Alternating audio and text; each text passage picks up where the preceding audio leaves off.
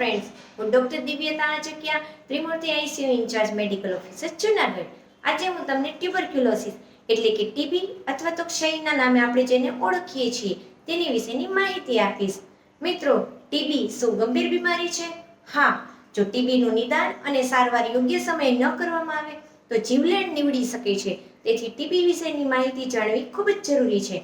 આજના વિડીયોમાં હું તમને ટીબીના લક્ષણો, ટીબી કયા અંગમાં થાય છે, ટીબીની સારવાર કેવી રીતના કરાવવી જોઈએ અને ટીબીનું નિદાન કેવી રીતના થઈ શકે તેની વિશે માહિતી આપીશ.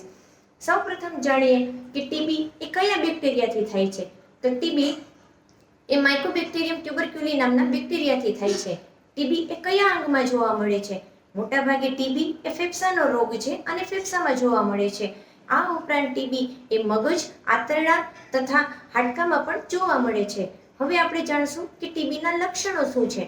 તો કે ટીબીના લક્ષણોમાં દર્દીને ખાંસી આવવી, 3 કે 4 અઠવાડિયાથી વધારે સમય દરમિયાન ખાંસી રહેવી, કફમાં લોહીનું આવવું, દર્દીને ભોજન પ્રત્યે અરુચિ થવી અથવા તો ભોજન લેવાનું છોડી દેવું, દર્દીનું વજન ઘટી જવું તથા ઇવનિંગ રેસ ફીવર આવવો એટલે કે સાંજના સમય દરમિયાન દર્દીને હાઈગ્રેડ તાવ આવવો.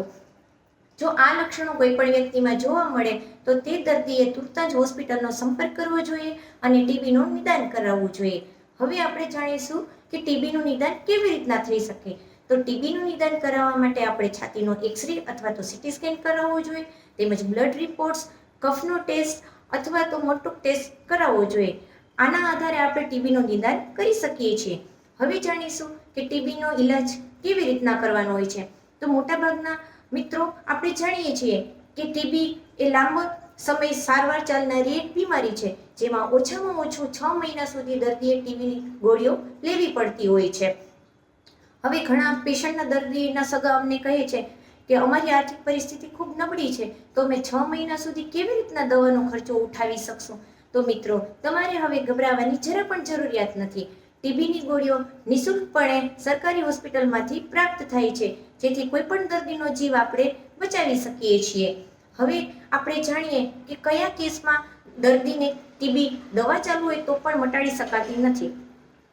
તો કે ટીબીનું મોડું નિદાન થવું અથવા તો ટીબીનો ફેલાવો ઊંઘમાં વધારે પ્રમાણમાં થઈ જવો, તેમજ જે દર્દીઓ આલ્કોહોલ અથવા તો સ્મોકિંગનું જેને વ્યસન હોય છે, અથવા તો જે દર્દીને ડાયાબિટીસ તેમજ HIV અથવા તો સ્ટીરોઇડ ડિપેન્ડન્ટ દર્દીઓ હોય છે, તે દર્દીઓમાં ટીબીની સારવાર કારગત નીવડતી નથી. તો મિત્રો, વ્યસનોથી દૂર રહેવું જોઈએ તથા બીજી બીમારીઓની દવા રેગ્યુલરપણે નિયમિત લેવી જોઈએ. હવે જાણીએ કે ટીબીમાં કયા પ્રકારનો ખોરાક આપણે લેવો જોઈએ. તો કે ટીબીના દર્દીએ ખોરાકની માત્રા વધારી લેવી જોઈએ, થોડા સમય અંતરે ખોરાક ખાતું રહેવું જોઈએ, તેમજ ખોરાકમાં પ્રોટીનની માત્રા ભરપૂર પ્રમાણમાં લેવી જોઈએ. પ્રોટીન એ જનરલી દૂધ તથા કઠોળ અને જે લોકો નોનવેજ ખાતા હોય છે તે લોકો ઈંડા ખાઈ શકે છે, જેથી ટીબીની સારવારમાં ચાલતી દવાઓની સાથે સાથે સપોર્ટિવ પ્રોટીન થેરાપી પણ આપી શકીએ છીએ. ટીબીના દર્દીએ શું ધ્યાન રાખવું જોઈએ? તો કે ટીબીના દર્દીએ બોલતી વખતે, ખાંસતી વખતે અથવા તો છીંક ખાતી વખતે મોઢા આડે રૂમાલ રાખવો જોઈએ, જેથી દર્દીની સારવાર કરનારી વ્યક્તિને પણ ટીબીનો ફેલાવો ન થઈ શકે. ટીબીવાળી વ્યક્તિએ ભીડભાડમાં જવું ટાળવું જોઈએ, દવાનો કોર્સ રેગ્યુલર લેવો જોઈએ અને ટીબીના દર્દીએ પોતાના કપડાં અથવા તો બેડશીટ અથવા તો તેમના રૂમાલ કે નેપકિન બીજા વ્યક્તિઓને ન આપવા જોઈએ, જેથી ટીબીનું સંક્રમણ પોતાનામાંથી પોતાના ફેમિલી મેમ્બરમાં થતું અટકાવી શકીએ છીએ. તો મિત્રો, ટીબી એ ગંભીર બીમારી ચોક્કસ છે, પરંતુ તેનું નિદાન અને સારવાર યોગ્ય સમયે અને પૂરતો કોર્સ કરવામાં આવે તો ટીબીને આપણે જડમૂળથી મટાડી શકીએ છીએ. બીજું, હાલમાં ભારત સરકારે ટીબીને નાબૂદ કરવા માટે અભિયાન ઉઠાવેલું છે.